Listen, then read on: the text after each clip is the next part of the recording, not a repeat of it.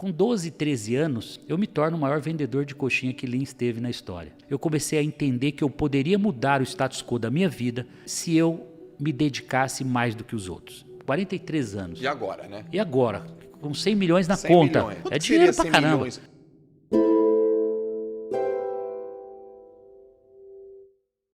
A minha vida por si só, ela é muito inspiradora, né? Para quem não conhece, tenho certeza também que a gente vai acabar dando alguns highlights aqui dessa trajetória, Eu né? quero começar por ela. Pois é, e eu gosto sempre, Joel, de começar falando de um garoto pobre da periferia de Lins, de uma comunidade, morava em 2 cômodos, né? Literalmente um barraco de chão batido, né? Sem banheiro, enfim, assim, como a maioria da população, né? Desprovida nas periferias, desprovida de saneamento, de esgoto, etc. E só que eu tive a felicidade de ter pais cristãos muito preocupados em me dar uma educação muito, muito diferenciada, né? Eu fui para a escola dominical, para quem não conhece, é como se fosse lá o catecismo da Igreja Católica. No protestantismo você tem a escola dominical, que aos domingos as crianças vão para aprender a mensagem, aprender os mandamentos, e ali vai formando em você vamos dizer, um caráter, uma pessoa diferenciada. E aí, com 12, 13 anos, essa ideia, não sei se surgiu da minha mãe, enfim, do meu pai, ou minha própria, né? Eu me torno o maior vendedor de coxinha que Lins teve na história. Lins é São Paulo? Lins, São Paulo, 60 mil habitantes. É uma cidadezinha do lado de Bauru, Tá bom. São José do Rio Preto, ali no meio. Tá. Com quantos anos? 12, 13 anos. Você virou o maior Eu vendedor? me descubro que eu... mas, né, óbvio que eu fui perceber isso, né, Tá. com 23 anos, quando eu fui Tá. montar minha primeira empresa, que eu voltei ao tempo e, cara, pura intuição, né? E eu materializo isso da forma seguinte: comprei um Fusquinha 1962 para minha mãe, para a família, né? Eles falam, mas o que tem a ver o Fusquinha, né? A coisa de ter um carro? Não. Foi a solução que eu levei para a família, porque nós íamos para a igreja 3 vezes por semana, 1 hora, 1h30 a pé. Tá. Então pensa, à noite, 1h30 para ir, 1h30 para voltar, 3 vezes por semana, era um sacrifício enorme. Sim. E quando o Fusquinha chegou na garagem de casa, né, na verdade não era garagem, ele adentrou, né, adentrou o nosso quintal ali, ele mudou a nossa vida, né? Você comprou? Eu comprei vendendo coxinha. Com quantos anos? Com 12, 13 anos. Então foi algo assim... Você comprou um carro? Um Fusquinha, claro, minha mãe comprou. Lógico, mas você Mas teve... fruto do meu trabalho e das minhas vendas. Eu fazia 2 viagens na parte da tarde, chegava da escola pública de manhã e à tarde eu fazia 2 voltas com a minha Monareta Monarch, criei uma clientela, fidelizei, vendia fiado na cadernetinha. Sim. No sábado eu passava para receber em todos os meus clientes. Então eu tinha vamos dizer, eu já empreendia com 12, 13 anos. Claro que por intuição. Não dá para imaginar que eu não me preparei para isso. Meus pais não tinham nenhuma capacidade, né, para montar uma estratégia. Não, nós vamos criar... Primeiro porque não havia marca, havia uma qualidade incrível no produto, isso eu posso garantir. Tá. E aí o modelo operacional do negócio eu criei por intuição. Quem fazia coxinha? Minha mãe. Sua mãe fazia coxinha e você saía Mas para assim, vender? nunca vi igual, tá? Realmente era diferenciada. E eu busquei os nichos, por intuição, eu ia exatamente nos lugares que a clientela estava com fome. Por volta das 2h30, o trabalho principalmente pintor, eletricista, pedreiro, construção, marcenarias, eles sentem muita fome, porque é um trabalho pesado, eles precisam estar repondo. Então eu chegava ali 2h30 com aquele cheiro de coxinha quentinha, cara, assim, crocante, com um recheio incrível. Não dava para quem quer. Eu já voltava rapidamente para casa, chegava a dar 3 viagens na parte da tarde. Era um volume de 600, 700 coxinhas por dia. Então, rapidamente, 8 meses, juntamos dinheiro e compramos o Fusquinha. Então, o Fusquinha simbolizou para mim algo que eu já queria deixar uma mensagem para a galera que está nos ouvindo aqui, que é o seguinte, ó: o fruto do trabalho enriquece, o fruto do trabalho é muito nobre. Né? E ali, por pura intuição, eu comecei a entender que eu poderia mudar o status quo da minha vida, eu poderia sair da periferia, eu poderia crescer profissionalmente se eu me dedicasse mais do que os outros. E não obstante a isso, Joel, eu vou para a minha segunda jornada. Continuo estudando, Faço um curso de computação livre nos finais de semana e aprendi a programar computadores com 14 anos de idade. Aquela oferta que aparece na escola pública, Sim. aquele pessoal divulgando, olha, tem um curso aqui aos sábados e tal. Eu fui lá, cara, fui fazer o curso de 3, 4 horas no sábado. E por intuição também entendi que pela computação talvez eu pudesse mudar a minha vida. Não era tão claro, né? Óbvio, Sim. como eu vi hoje que esse curso foi o que mudou a minha vida. O Semenzato é quem é hoje porque ele tomou a atitude de fazer um curso de computação logo no começo da sua carreira profissional. Bom, copiador de xerox foi meu primeiro emprego formal com carteira assinada, meio salário mínimo na carteira. Pô, lembro como se fosse hoje. Meu patrão, José Rafael Rosa Pacini, Garagem Cópias, uma copiadora lá em Lins. Em 6 meses, eu não era apenas um copiador de xerox que queria chegar às 8 e ir embora às 6. Eu já chegava às 6h30, fechava todos os controles financeiros da copiadora, tinha 20 máquinas, então não era uma coisa simples, era um volume importante. Eu já gerenciava essa copiadora. E com 16 anos eu já era chefe de 20, 25 copistas. Mas qual a diferença? Eu não estava lá para fazer cópia, eu estava lá para fazer a cópia ficar melhor que a original. E assim, um cliente, um auditor de empresas, me viu no balcão da copiadora e falou, Semenzato, você é diferenciado. O network devia estar muito forte, eu devia estar me vendendo muito bem nessa conexão com as pessoas. E aqui, segunda mensagem, né? Faça relacionamentos. Conte para as pessoas o que você está fazendo. Conte para as pessoas quais são os seus sonhos. Se você não verbalizar os seus sonhos, se você não externar os seus desejos, ninguém vai ver e a oportunidade não vai surgir. Você precisa se mostrar para que as coisas aconteçam. Mas pode parecer estranho, né, Semenzato? Porque a gente escuta assim, não conte os seus sonhos para os outros. Você está falando o oposto. Para mim, cara, todas as pessoas que estão, e inclusive hoje aqui, eu já vou estar contando os próximos 5 anos, 10 anos, até o final a galera vai saber onde eu estou olhando, para onde eu quero chegar. Legal. Não tem segredo estratégico. O segredo está na execução. Você tem que ser melhor que os outros. Tá bom. E eu fui o melhor copiador de xerox que Lins já teve. O que é um copiador de xerox? Coloca o papel em cima do visor, aperta o botão verde assim e sai a cópia do outro lado. Só que eu não era esse simples copiador. É que você falou que a cópia tinha que ser Melhor que o original. Mas São 20 máquinas. Cada máquina tem uma característica que ela faz o fundo escuro do original ficar mais claro. Ela elimina fundo escuro com um eliminador. Então, cada máquina tem um atributo. É como se fosse uma máquina fotográfica com 50 recursos e que você soubesse usar os recursos da máquina. Sim. Qualquer um tira uma cópia de xerox, coloca o original em cima, aperta o botão. Mas eu não era um simples copista. Eu fazia a cópia ficar melhor que o original. Um original, uma certidão toda suja, toda manchada, eu fazia aquela cópia ficar perfeita, limpinha. Você não acreditava que era uma cópia, porque ela ficou melhor que o original. Sim. Assim o Semenzato foi visto no balcão da copiadora por um cara chamado Valmir, um consultor de empresas. Ele falou, cara, você é diferenciado, eu quero te dar uma oportunidade. Você vai ser programador de uma das maiores empresas aqui de Lins, chamada Sermaco. Nesse momento, as portas se abrem para mim, para o mundo da computação. Rapidamente, eu fui para a Cobra Computadores fazer curso. Lembra que eu tinha aquele cursinho de final de semana lá, que foi um cursinho de Basic.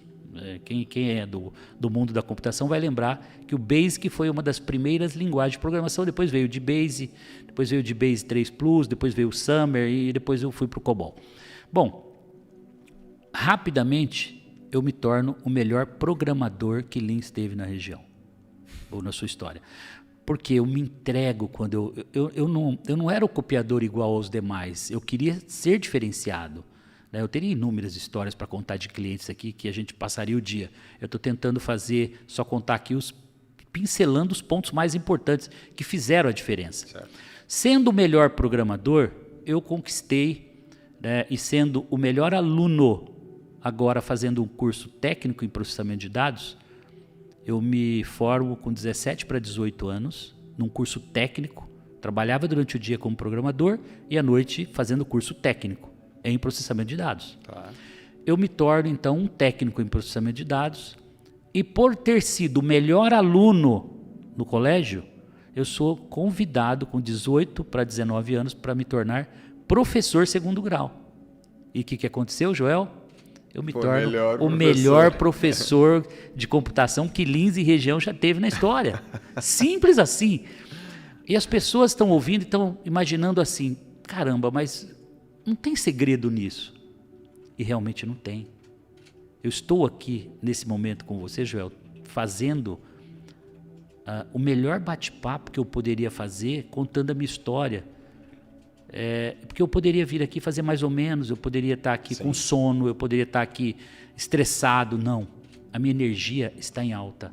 Eu estou aqui contando uma história verdadeira que vai transformar a vida das pessoas, que elas vão se inspirar e elas vão entender que não depende de terceiros para elas mudarem o status quo da vida delas, para sair da periferia, para crescer profissionalmente, para ela mudar um nível, né, dentro da profissão que ela escolheu. E aqui vale para tudo.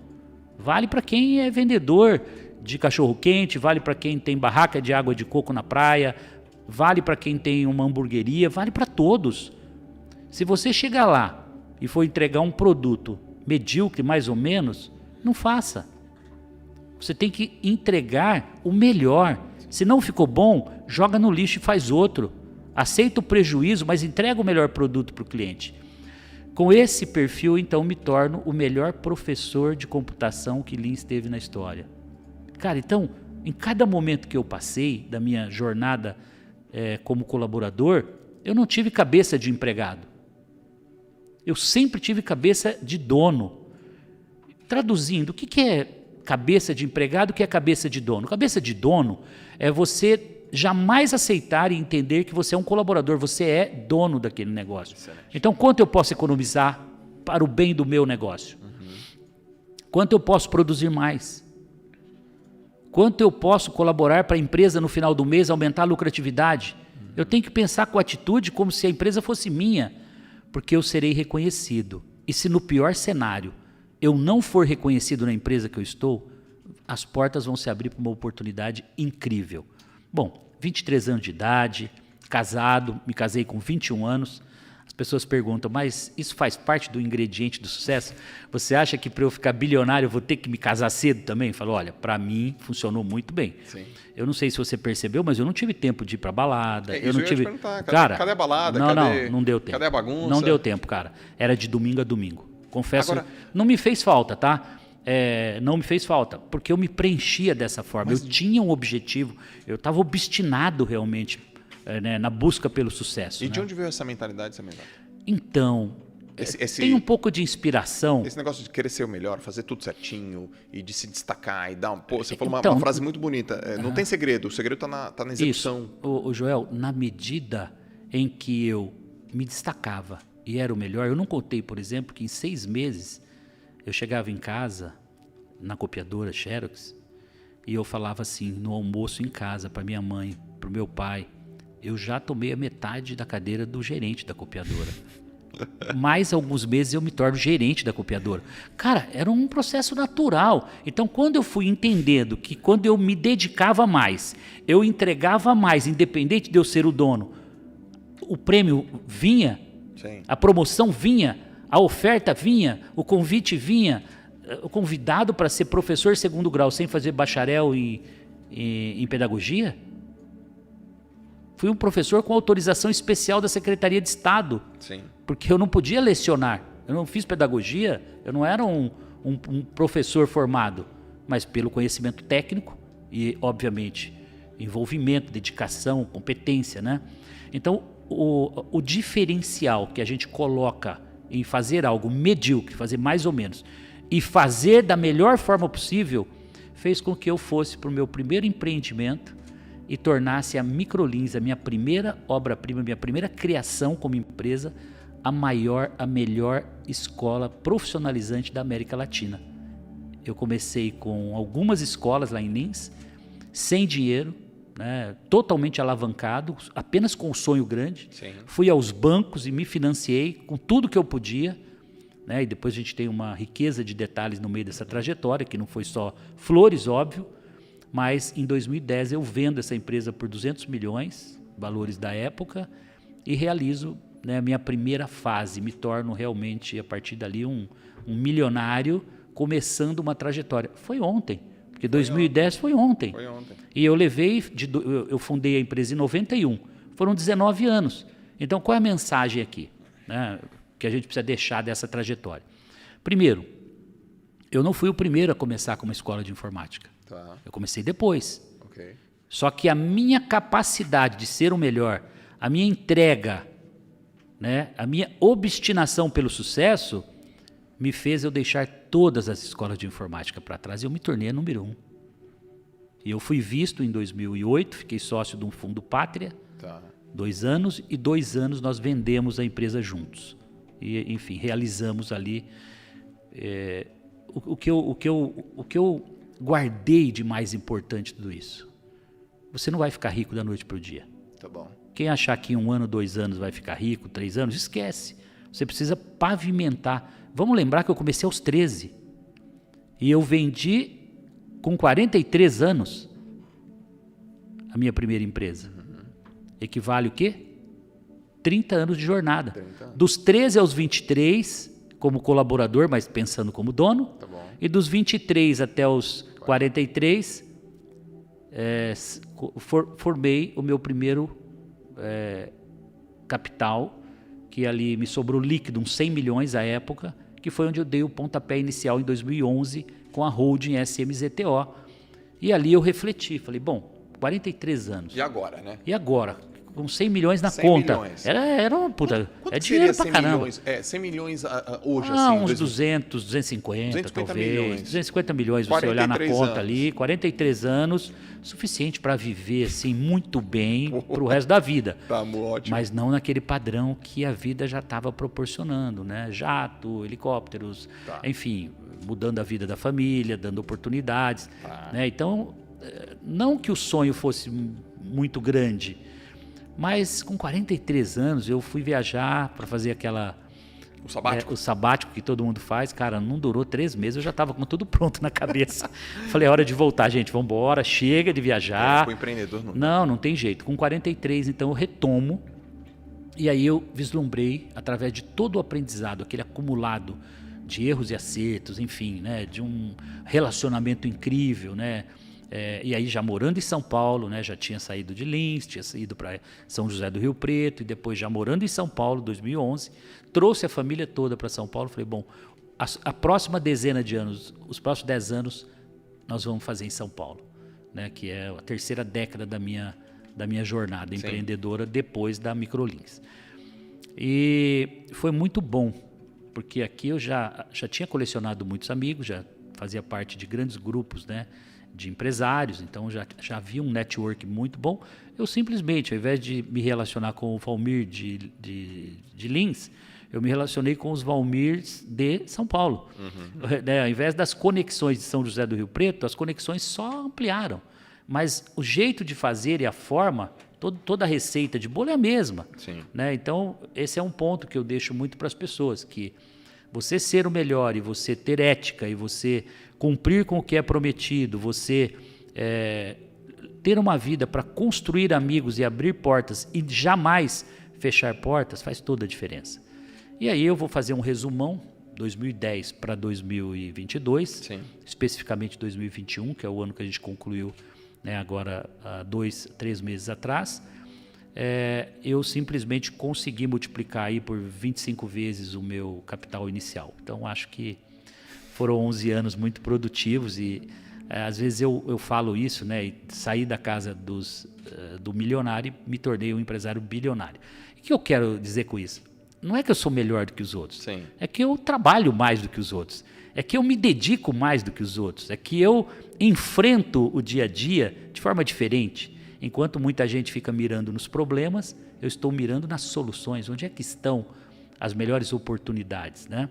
E poder dizer hoje, para a gente entrar aí numa segunda fase de papos aqui, de perguntas e respostas, etc., eu diria a você que ter hoje mais de 3.500 franquias no portfólio, mais de 15 marcas investidas, das quais algumas delas de grande notoriedade, como Odonto Company, a maior rede de clínicas odontológicas do mundo, a número 1 do mundo. Oralsim, a maior rede de clínicas de implantes, né, odontológicos do mundo, é a número 1, Oralsim. Espaço Laser, a maior rede de clínica de depilação do mundo. Sim. A número 1 do mundo. Depilação a laser. Oakberry, a maior rede de quiosques de açaí do mundo. Estamos em mais de 20 países. É um sucesso incrível. Adoro Oakberry. Então, veja, ser a número 1 para mim é só uma questão de tempo. Eu entro num negócio para fazer o melhor, para entregar o melhor produto e serviço para o consumidor. Agora, pode ser que eu não me torne o número 1? Pode até ser. Mas o fato de eu tentar chegar lá para ser o número 1 e de eu fazer diferente, fazer melhor, ele me leva a ser número 1. Sim. É um processo meio que automático.